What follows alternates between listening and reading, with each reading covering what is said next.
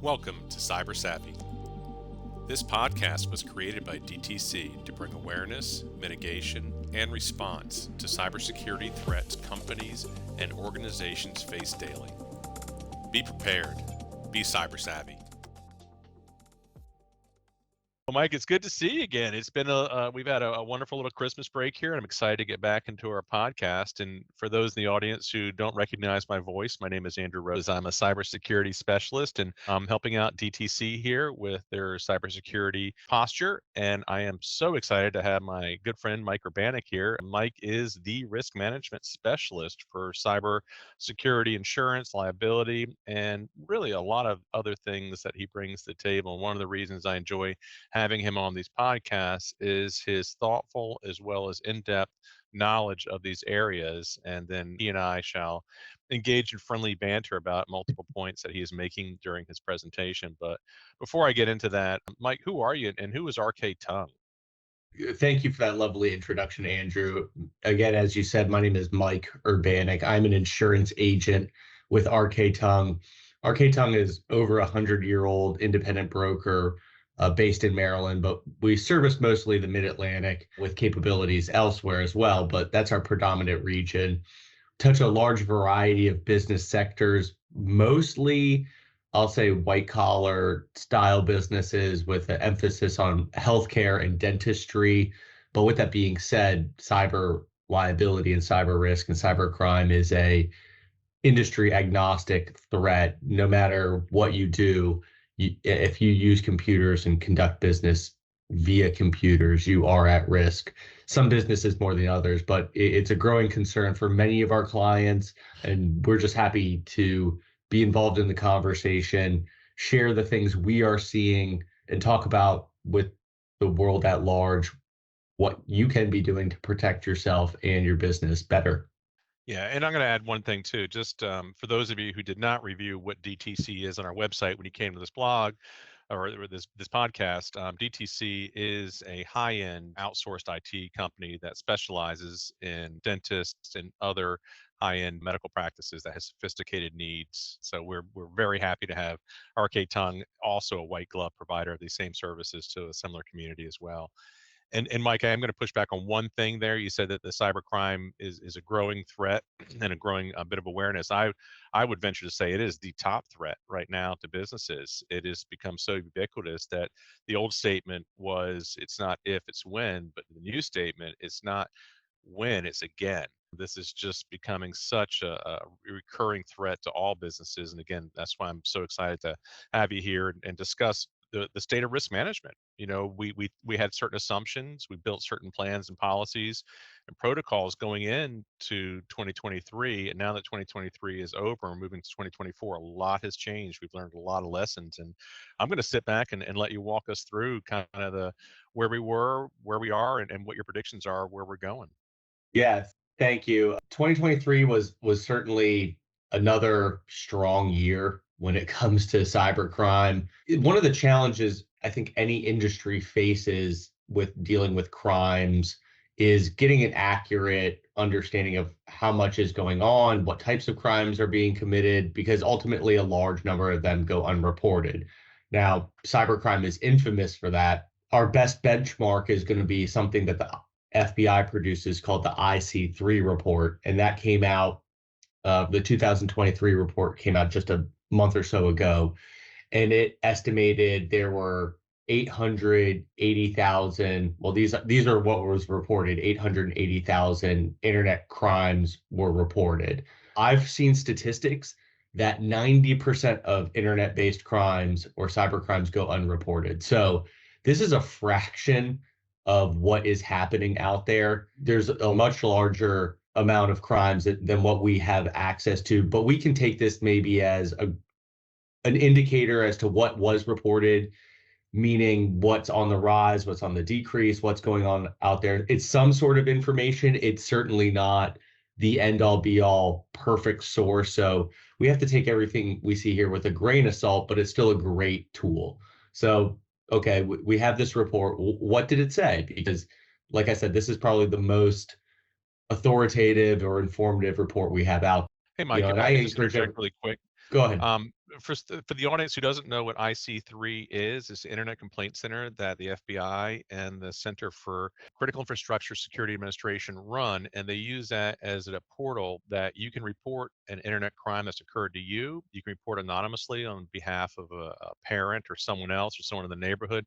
They use this as a compendium so they can track trends, they can triage, and they can respond to things as well as put together reports as well. So, Mike, I'll turn the mic back over to you.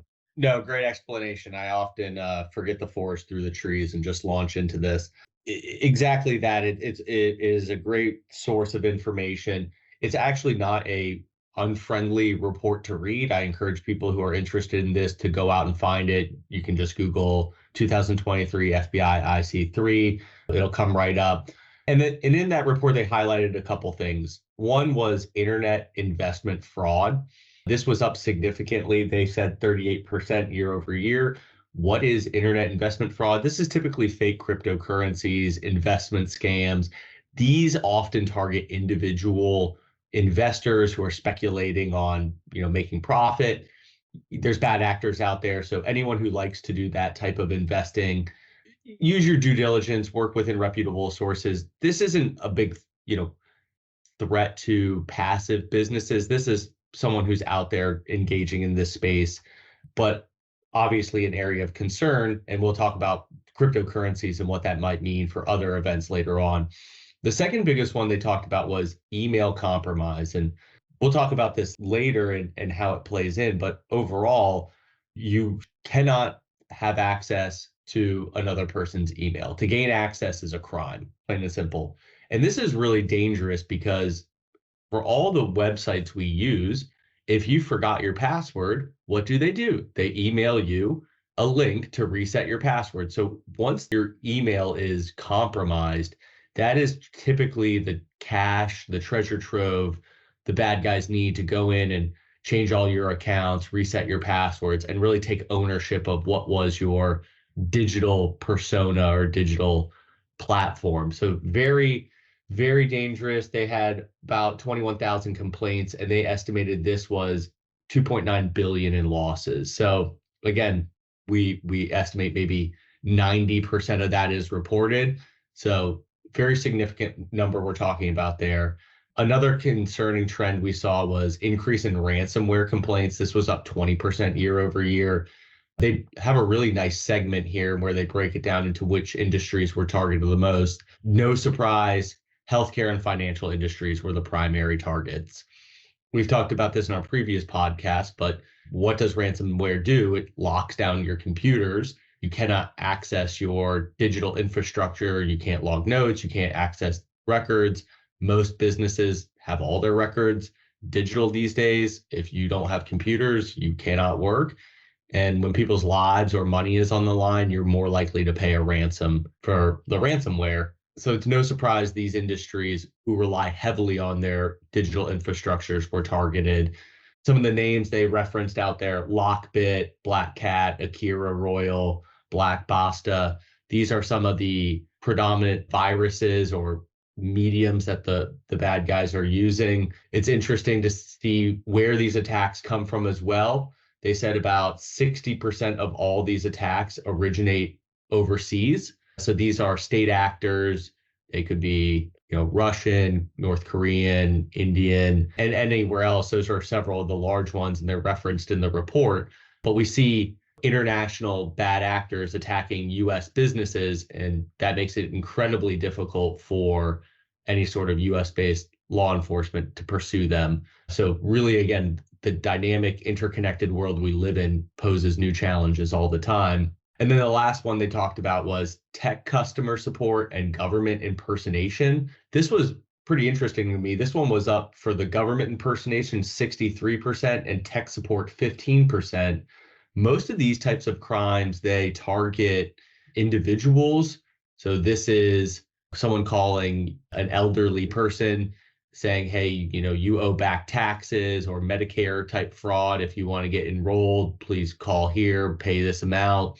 They really prey on a naive grouping of people. The majority of the losses came from people ages 60 and older. I know that's not the predominant topic of our podcast here. We try to focus on businesses, but There might be individuals in your business who are 60 and older, and it's certainly younger people were impacted, but they could be ones who could be targeted for phishing scams, et cetera, and that could impact your business. So just take a look around, understand who you surround yourself with. Maybe you have friends and family in that age group, and just help them be aware of what type of attacks are attacking them. So overall, the amount of crimes went up year over year, and we saw some interesting swings in certain segments that are saying, hey, the bad guys are favoring these types of attacks or targeting these types of businesses. And I do want to chime in a little bit there too about the personal side of some of these attacks. I spoke to a very large company that was the victim of a persistent cyber attack, and the first attack happened to their personal home. And then somehow they plugged into their first business, and then it went laterally to the second business. And unfortunately for this example, and I won't name their name, they paid the ransom. And then that just opened the door to multiple attacks, follow along attacks as well. So you got to be careful. And in the age of social engineering, a lot of these attacks don't originate through your work, through your company computer. They figured out who you are, and they're going to have that social engineering attack. And Mike, you touched on a few of those: the financial, the relationship building, academic credentialing, press. They'll pretend they're press, and they'll contact you, whatever it takes to get inside your machine so they can move laterally then into your organization's machine. But good job bringing that up. So looking at 2023, I mean, what were some of the big takeaways? I mean, you went into 2023 with certain assumptions, and we thought the industry would be certain ways and respond in certain ways, but it's been a sea change from January 2023 to January 2024. In some ways, yes, and in some ways, no. There was things that we expected. We expected this risk area to continue to grow, which it has. We knew who were going to be targets. We see some of the analytics here that say, yes, these were the targets. And I would speculate that we're going to see more of it going into 2024. A couple of things that I think will fuel the fire. There's been a resurgence in the value of cryptocurrency during the lockdown and COVID. Cryptocurrency had kind of its moment, and a number of these businesses fell apart. The valuation went down significantly. Currently, as of today, I believe Bitcoin is trading at $72,000 for one Bitcoin. It has gone up, I don't know, 40% within the past year. And because of that, other cryptocurrencies are trending in that direction as well. And when cryptocurrency trends well, we see an influx in crime, because this is the perfect medium for currency to change hands. It is the medium in which bad guys will commit the crime, you pay them money, or they withdraw money, transfer it into the cryptocurrency, and then it's gone forever. So when there's a lot of activity there, I would expect to see more crime, because that means the money can be flowing. So I wouldn't be surprised. I think there'll ultimately be some surprises when it comes to what is the medium or what type of attacks. Will we see more artificially intelligence engineered attacks? We've talked about AI in the past and what its role could be, and how scary it is if someone could put one of these AI's tools to work for them to commit crimes or solicit, come up with phishing emails. Will it be a return to more phishing and smishing? What avenues will the bad guys take? I think that is always subject to change.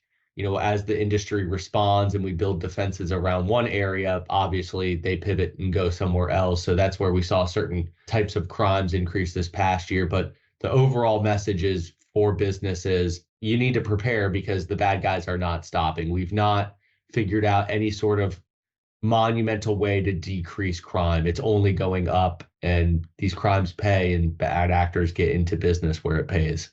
You raised a really important point. At a meeting prior to this, we were discussing the Right of Boom conference. It's just preparing for the inevitable. And I really can't hammer this point home enough. You will, I won't say guaranteed, but you're highly likely that you will be the victim of a ransomware attack if you're a business owner. What do you do? And if you tabletop that, game plan it, make sure you've got contingency plans in place. You can minimize the amount of damage that's done, as well as build muscle memory amongst yourself and your staff on how to respond to something like this. And Mike, you and I have talked about this many times. It's an emotional thing. This is not a rational event. This is your life's, everything you've worked for is now held in ransom. It's held in an extortion scheme. So knowing what steps and protocols that most companies should take at this point in time is important. And we can talk about now in the safety of our offices here, but when you're under stress and that situation's unfolding and you've got bills that are due and you've got invoices coming in, you can't track anything, you got payroll to make, that can be a scary situation. So I just want to put a fine point on what you said. Yeah, absolutely. We all do it every day. We use our computers. We see how much of our businesses are tied to computers, even our individual lives. And if they disappear, you lose that connection point to all your records, all your ability to communicate, your way to communicate to clients. It's devastating. Every year we get several phone calls where people call us and say, "Hey, I've had an incident. I need to use my policy, or do I have coverage in place?" And depending on where they are, we give some good news or some bad news, but it'll shut businesses down for weeks at a time. I've seen reports from major corporations where they're attributing flat sales or negative numbers to cyber incidents, and it can really devastate a whole years of production.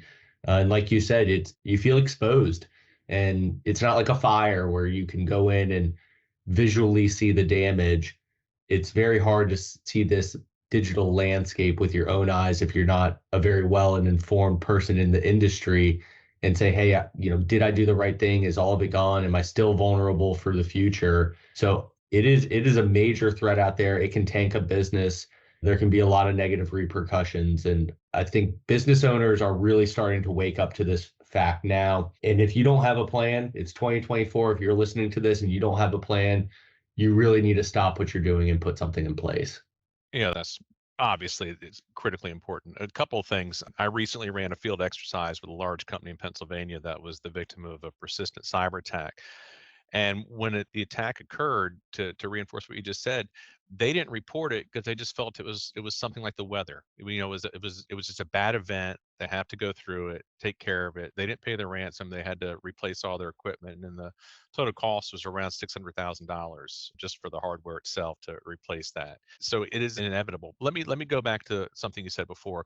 When someone calls you up and they say, "Hey, we've been the victim of a cyber attack," thank God they got your phone number first of all to call you. They knew where to get that. What information are you going to need from them right at that point in time? What should a business owner at least have handy? Whether it's a printed copy of something when they start communicating with you. Well, luckily, when they call us, hopefully they're a client with us already. If they are not a client and they're in the midst of a cyber attack, it's going to be pretty challenging for us to do anything at that point. But when they call us and they are a client, luckily we are able to then pull up their policy. We have data and information on their account. We don't expect them to have a printed copy. You just don't need to do that anymore. And then we're going to contact the carrier and let them know, "Hey, we need to file a claim for X, Y, and Z client. Here's their policy number. Here's what's happening. Here's what's going on." And that's where we get to outsource the solution and the remedy here to the carrier. And we've talked about this in the past. What do cyber liability policies do? But the carrier is going to come and indemnify you. They're going to make you whole. And that can mean a lot of different things. Certainly, it's going to mean addressing the threat, replacing the computers if they need to be replaced, paying for IT staff to come in, install that, re-download, do the backups. Maybe they're able to put in some antivirus and remove it. Whatever the indemnification needs to be, that's what the policy is going to come in.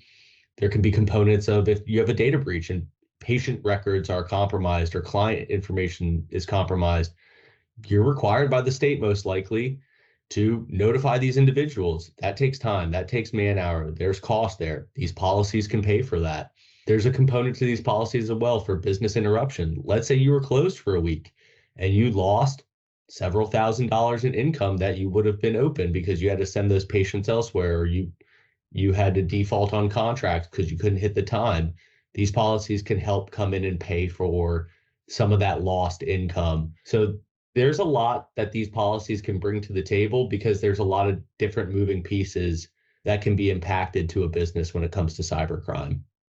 Just as a side note, one of the things I really enjoy about our relationship is when I see different pieces of legislation or technical jargon, I send it your way, and you've got this ability to go and read through these and pluck out the little gems. And not too long ago, I sent you some proposed legislation in the state of Florida where you were astute enough to pull out that one sentence that mattered the most, at least in my reading of that, is that if a business in Florida, according to this legislation, followed everything and had a checklist done, then they were indemnified against any kind of cyber attack. When you're reading that, you thought, boy, if at least again, my interpretation of your response was, boy, if the state of Florida put something like this into effect, that would give them a business competitive advantage, an economic advantage of why a business would want to locate to Florida, because if they follow this checklist and every box was checked, now they are no longer going to be pinged for any kind of cyber attack that may occur to them.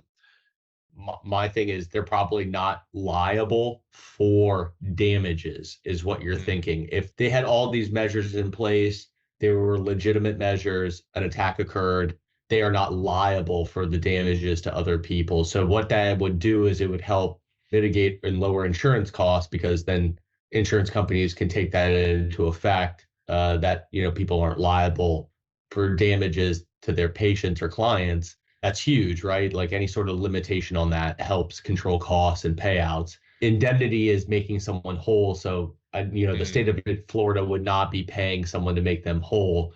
We can talk about this in another podcast. We can do like a whole, like, what is government doing to help? Depending upon where that conversation goes with the state of Florida, I'm sure other states will follow suit, and then we can start tracking what that looks like, which is a mishmash of different types of policies when it should be a national policy, in my opinion. Yeah, I think to try to track what all 50 states are doing, they're all probably doing completely different things to varying levels of effect. And just because something gets proposed nowadays, we know that doesn't mean anything in today's political climate. So if I were to tell a business owner, you can rely on the state to get your back, I would not hold my breath on that for 1 second, because no faith that the bureaucracy will act quickly enough to help the business owners. You have to manage this on your own and get your hands around it, plain and simple. Amen to that. So we've touched on a few things here. Some of the trends that we're looking forward to, obviously, social engineering is going to be a big one going forward. What are some other things that our business owners should keep an eye on moving to 2024 now that we're seeing the maturation of our adversaries? Sure. I think there's going to be a continued trend towards malware attacks. There's a pretty interesting economies of scale when it comes to these types of attacks, and how bad guys can get a hold of these malware products and deploy them. There's a whole economy where people develop the products, they sell them to people, those people purchase these, and then they use them to commit crimes. When we see an IC3 report like this, it's saying, hey, the number of malware attacks is going up and ransomware attacks are going up. They're going up because they're being effective. That's the simple truth, or they're being able to deploy them far more often and more reaching. So I don't think there's going to be any decline there. These are very challenging to deal with. It's very effective when it comes to getting money out of a business. You lock everything down, you request funds to pay. They can be millions of dollars, or they can be tens of thousands of dollars. It can be hundreds of dollars. It really just depends on whoever the bad actor is and what they want the ransom to be. If they get a hold of a corporation like Target or a medical hospital, they're going to request millions. If they get an individual dentist office, they might request thousands, but that doesn't mean it doesn't still have a significant impact. So I think we're going to see a continued trend and increase here. And I think, one, it's because it's effective. And two, again, I said the rise of cryptocurrencies and the resurgence here. It's just the perfect medium for the financial transactions of cybercrime to take place. One thing I'll add to that too, and this is just Andrew seeing it from kind of the trend lines, it appears that the threat actors are defining where that Goldilocks number is too. When the ransomware attacks first began, they were asking for certain amounts of money. Sometimes those asks decrease, and even though they're not getting the larger amounts on average, they're getting an amount that the business is viewing as a cost of doing business, as an operational cost. And this is Andrew getting way out there in the prediction side of things, but if you extrapolate and watch where this is going, as any business is being held for extortion, and if you're the receiver of those extortion fees, you want to protect what it is you have, your income source. I can see a world where one cyber criminal gang will use this as a protection racket. That, if we catch another cyber gang trying to get in here, we'll thwart them, but you keep on paying us your money, almost like a dark firewall, I would imagine. And again, I hope that we don't get that dystopian, but I can almost see that sort of criminal underground operating in that instance. I think the landscape for cybercrime and cyber criminals is wide open from what I've seen. They're infinitely crafty and creative when it comes to engineering these types of attacks, and who knows what the landscape will become. There could be cyber criminal on cyber criminal attacks. I would not be surprised just as more and more people enter this space because it pays out, plain and simple. The other piece too, and you touched on it briefly, was the impersonation piece. The cyber criminals doing the social engineering, calling up clients, pretending to be their IT company, pretending to be their insurance company, to glean that information they need to have additional access. What are some things, at least in the back of your mind, that people on the receiving end of these phone calls can think about? I mean, personally, I'm always suspicious. I'm just hyper paranoid by nature. So it's, prove to me you are who you are. I'm going to call you back or send you a text. Give me some ideas, or I mean, I don't want you to share if this has happened to you guys or not, but what are some things that you can counsel your clients on to be aware of this? That's a great question. I think the biggest part is a very healthy level of skepticism. Be very cautious on calling phone numbers off the internet unless you are 100% sure it is from a legitimate source. If you get an email with a customer support number, take that phone number and Google it and make sure it takes you to the legitimate website. Is it taking you to Verizon? Is it taking you somewhere else? And just verify phone numbers. Be cautious of any emails. Look at the email. You can inspect it if you're savvy enough to see where it might be taking you, any web links. You will get a lot of emails, and spam filters do a good job. But again, the bad guys are infinitely crafty and think, oh, this is from Verizon, but it's not. So just do some due diligence on the front end.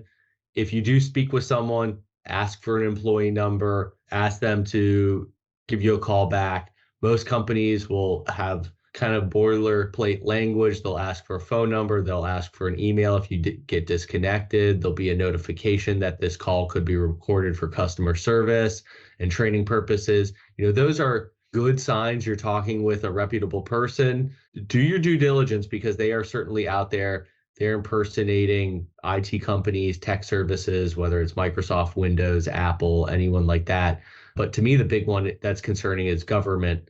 They might be impersonating your local utility corporation. They might be impersonating Medicare, Medicaid. The IRS tax fraud one is huge.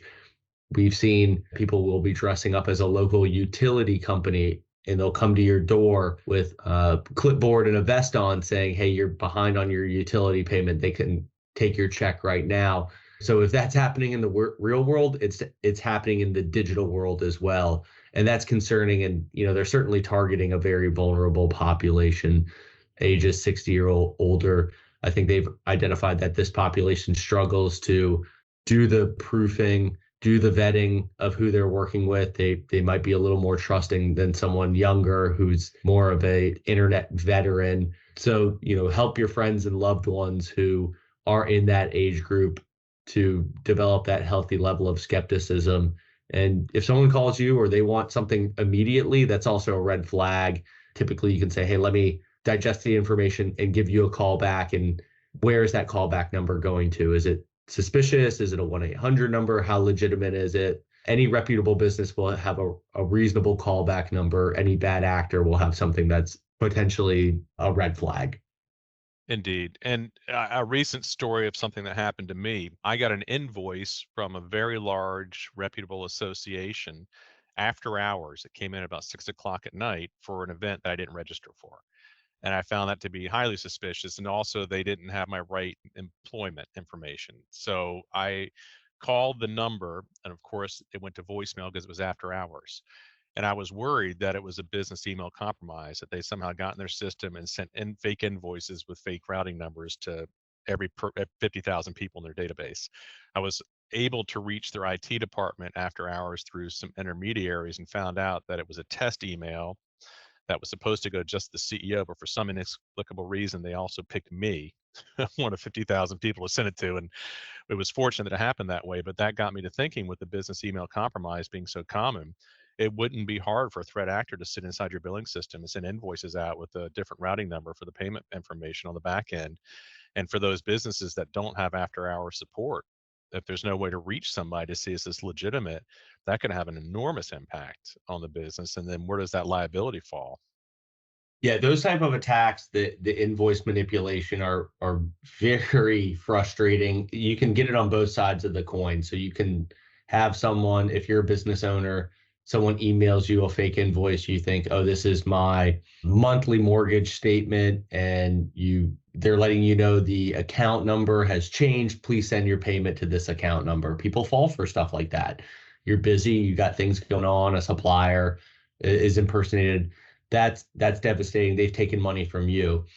The trade-off is too, if they get into your email and they get into your patient records or your client records, they understand who you're working with, and they can send out something impersonating you. They know what your bill looks like. They put the letterhead on it, everything. Dentistry is a perfect example of where this can be really prevalent, because how many times do we go to a dentist? Insurance is supposed to pay for X, Y, and Z. Well, we found out it only paid for X and Y, and you now owe $63. I get that fairly often. I pay that $63 because I trust my dental practice. Well, what happens if a bad actor gets in there, realizes who's been to the practice recently, manipulates the invoice, and sends off several hundred of these emails saying, hey, insurance only picked up X, Y, and Z. Please send us $25, $30, $100, what have you. And now all of a sudden, your patients are sending money to someone else, whether that was real money owed or not. And what do you do now? Your reputation is damaged as a business owner. So those type of attacks are very devastating. They typically develop once someone is inside your system. They could get access to your email or engineer something very similar. So once you have a data breach or you are breached, the number of crimes that can take place, whether they impact you or impact people you work with, are pretty numerous. Well, and additionally, the other companies that you might be affiliated or related to or connected to. I mean, I know you talked in the past about ensuring that your vendors have appropriate certificates of insurance that follow certain protocols. I mean, that was stuff we talked about, but now it's something that's urgent, that all businesses need to know where the connections are, how protected everyone is. Can you talk about that a little bit?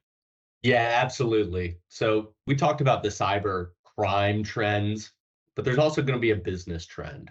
It was pretty common practice for each business when they sign agreements, whether it's with your landlord, maybe a business agreement, they're going to want to see general liability insurance, business hazard insurance for banks, landlords.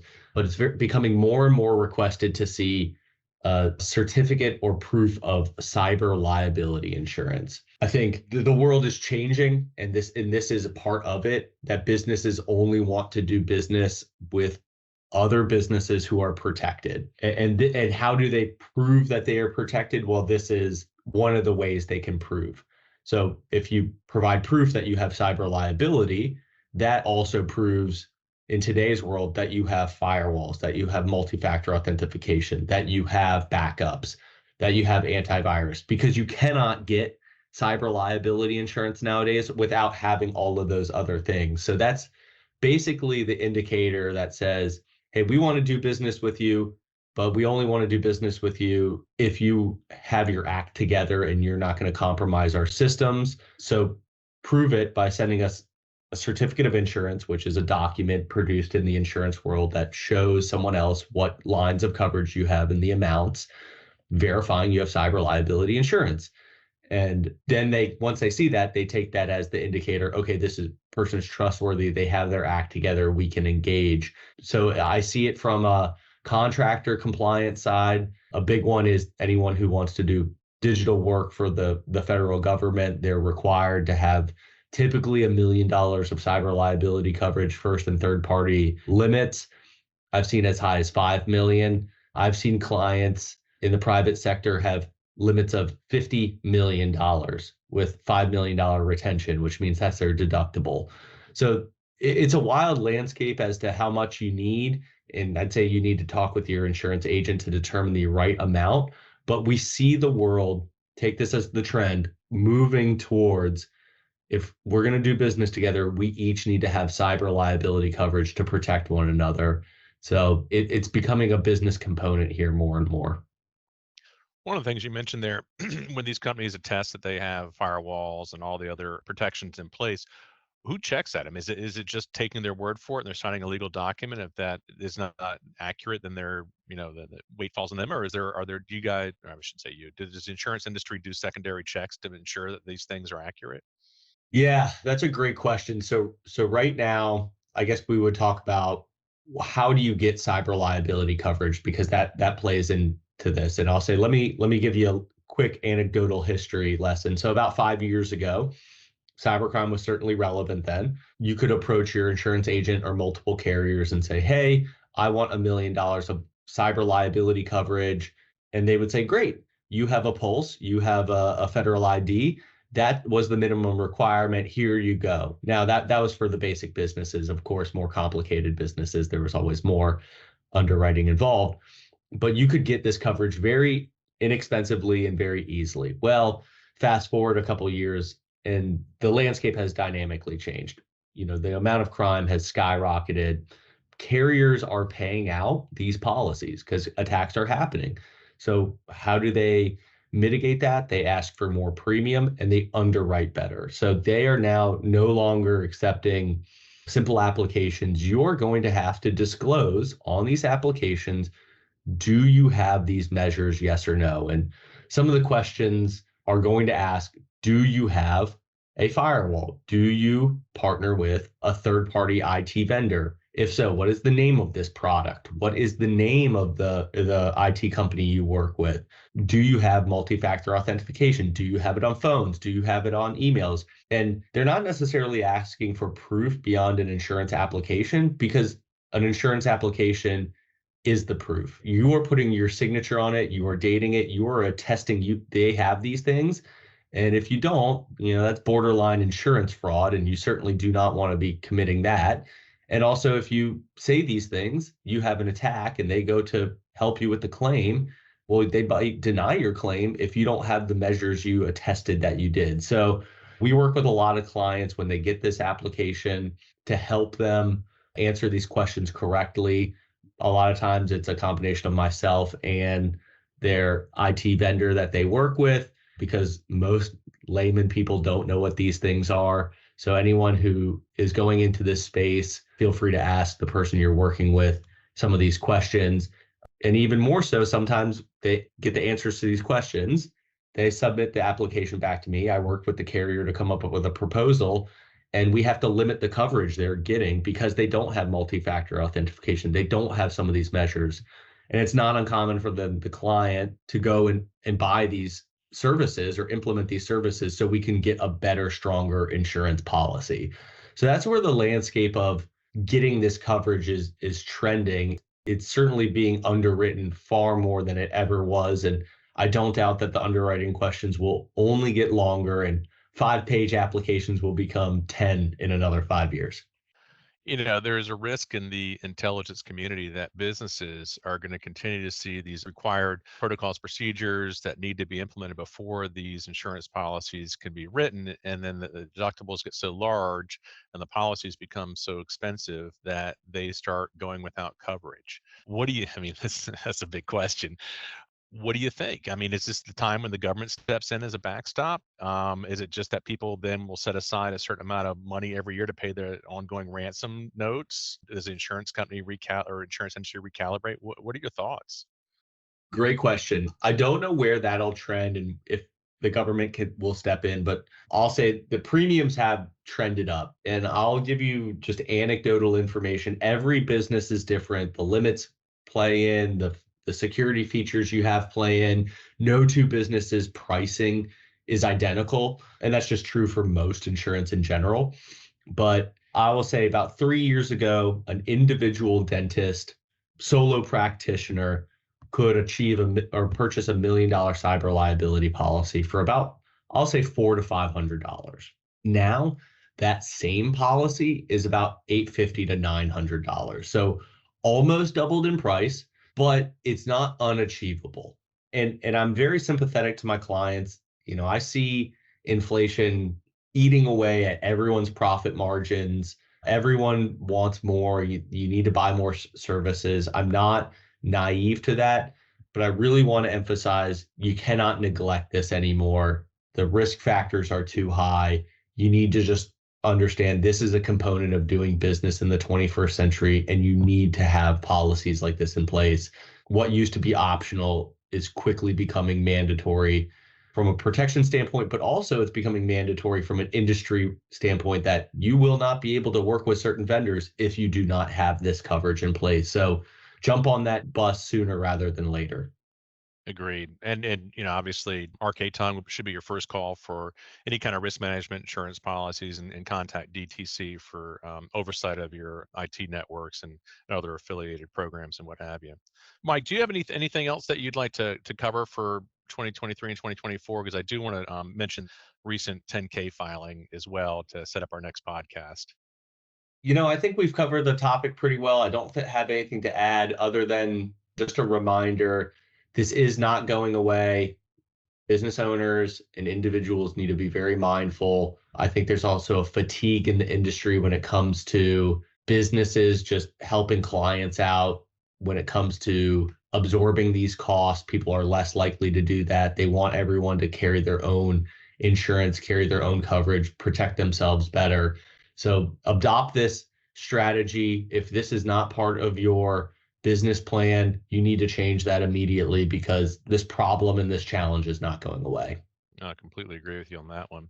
So we are obviously well ensconced in the dental community. So anything that happens in the dental community, regardless if it's cyber or not, sends reverberations throughout the industry. And there was a major dental supplier that was the victim of a significant cyber attack last fall. And we all watched things unfold from what we could. It's kind of like trying to discern what is happening from the outside. But with the new law, with the publicly traded companies, there's a new law that they're required to file an SEC report outlining what happened during their cyber event. And this company, Henry Schein, did file that report on the 28th of February. And you and I have had a chance to go through and read it. And it was very revealing in the information that it shared with us. And you picked out a few interesting pieces. I think that based on our conversations that we're going to have a podcast dedicated to dissecting this step by step. But there was one piece towards the end there, I believe it was $5 million deductible and a $60 million policy. Am I reading that correctly? I remember you extrapolated that and thought that was an interesting point. But overall, I think this is a fantastic case study on how a ransomware attack unfolds, how different people handle this, and the ongoing implications, because this is not done yet. This is still having significant drag on their overall revenues. I mean, in that report, they don't go into the specifics of how the attack took place, exactly what the remedy and the response was. You kind of got to read between the lines. If you go into the earnings reports, they will, in almost every section, they reference the cyber incident as a major reason as to why their earnings were impacted. And we know that this attack shut down their ability to receive funds for weeks at a time, and it hamstrung employees, and sales personnel couldn't do their job. So it crippled an entire company for weeks, if not months. But they did give some explicit what they are doing. A company like this has a chief security officer, as well as I imagine a full staff to accompany him to implement patches, services, work with their IT vendors. In that section, it did say they maintain a cyber liability policy. With respects to the incident, they have a $60 million insurance policy with a $5 million retention. So I don't know if this was purchased prior to the incident or after. My guess is most likely after, due to that retention amount. A retention is a deductible. So if they want to file a claim with their insurance carrier, they need to believe that the damage is going to be over $5 million because they're responsible for the first $5 million of that claim. So that's a huge deterrent put on the company by the carrier, meaning like, hey, we will step in, but only if this is significant. And I bet the premium for that policy is very significant. So that's a repercussion that can happen to businesses. Let's say you are a victim of an attack, you then say, hey, I want to do the right thing. I'm going to work with IT companies. I want to fill out an application and get liability insurance. But on that application, they're going to ask, hey, do you have anything currently going on, or has anything occurred in the past? And you can't lie on these applications, because then that's insurance fraud. And then you might get declined. You might not be able to purchase coverage, or they might put significant limitations on the coverage, like a high deductible or increased premium. And it makes getting this coverage more difficult in the future if you're a victim of it, which is a challenge. And I work with my clients to get over that. But again, that's one more reason why you should be proactive, because if you're reactive, you're going to get hit over the head even harder when it comes to coverage and premium. Wow. That's sobering. It almost feels like you're going to be the inevitable victim of a cyber attack. And then now you're at the mercy of understanding, was that attack caused by negligence on your part, or was it a nation state actor who got in anyway? And would that even be determinant upon whether they get renewed or not, or another policy? Do those come into play? Or is it more just, here was the attack, here is the result, it was a dollar decision, and we're moving forward? Yeah, I'm going to say it's typically a dollar decision. I don't think they're going to ping you if it was a state actor versus just an individual criminal. I don't think that weighs in to their decision making. It may, in the sense that if you're a business who is operating on an international scale and you might be saying things in the media to put a target on you, they might not want your business. But if you're just a normal, I'm going to say 99.9% of the businesses out there who are just there to conduct business, you're not making political statements, things like that. You're not maybe Raytheon or one of the defense contractor. I don't think that's going to play into the calculation. I think what it's going to play into it is whether you can be renewed or not after an attack is how big was the attack? How much did we have to pay out as the carrier? Maybe how many number of attacks did you receive? High frequency, low dollar amount is another reason to get dropped by a carrier, because if you're consistently filing claims, that means, well, a big one's coming down the line. Even if you have three small ones, 3 strikes, you're out, because that means the fourth one's going to be a big one. So those are factors as to why you might not get coverage or why you might not get renewed after an attack. Boy, that drives it home as well. I mentioned that field exercise that ended up in Pennsylvania. The company that hosted it didn't pay the ransom, had significant cost to replace all their hardware. Simultaneously, a company in the exact same sector got hit by the exact same gang with the exact same techniques. They paid the ransom, and now they're the victim of a persistent attack. So their ransom was not a high one, but that goes right back to your point, the high frequency, low dollar. That is a red flag too. So, I mean, for me, that's indicative that they didn't do the right thing. So, Mike, I appreciate you sitting here with me, and this has certainly been not a uplifting and cheerful conversation about the state of the world that it's in. And any of those business owners are sitting out there right now questioning whether you have an adequate cyber liability policy, whether your risk management is where it needs to be. This is a fantastic time to reach out to Mike and his team at RK Tongue to review your policy to ensure that you have what you need going to 2024. Because if you've listened closely, things have changed quite a bit in the past year, in the past 5 years, since cyber liability insurance policies have become available. And additionally, if you need to have a really steady set of eyes on your IT networks and making sure that you're always updated, that always your patches are coming through when they should be, that your servers are being replaced in a timely fashion, and that you're secure to the best of abilities, that is where DTC comes in. DTCtoday.com is our website. And Mike, if somebody wanted to reach you and have a review of their policies, or even approach you about getting a new policy, how would they get in touch with you? Yeah, you can go to the RK Tongue website. That's RK Tongue, TONGUE. You can find my contact information there. Again, Mike or Michael Urbanic. That's the best way to get a hold of me. You can call or email the company, and more than happy to talk to anyone, any industry about this type of risk, because it is a growing topic on all my renewal meetings, all my new business proposals. We are talking about this, and more I'm seeing businesses have something in place, but equally, there are a number of people who have just not addressed this, and it is a major risk factor. If my job is to help you protect your business when it comes to insurance, it is my due diligence and my role to talk about this with you. Indeed. And I so appreciate your voice on this and your insights as well. And here's a bonus piece for our listeners out there, even though this is mostly focused to the specialty medical industry. Warm weather is around the corner. People will be getting on the water in their boats. And if you do own a marina somewhere in this region and you're curious about what kind of insurance policies you might need for your marina, Mike, would you talk about some of the other ancillary service lines that you guys have to ensure that everyone's boats stay safe and when they're docked? Yeah, we are a full service broker. We can offer insurance to, I'm going to say almost every industry out there, unless you're a dynamite manufacturer. I probably can't help you. So we would love to talk with you there.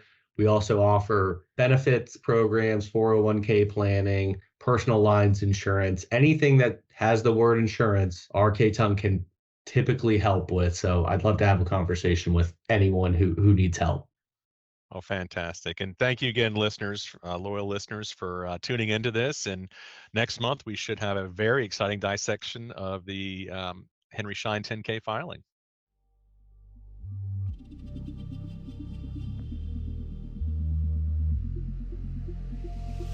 We would love to hear from you. Please email us your questions or comments to askus@dtctoday.com.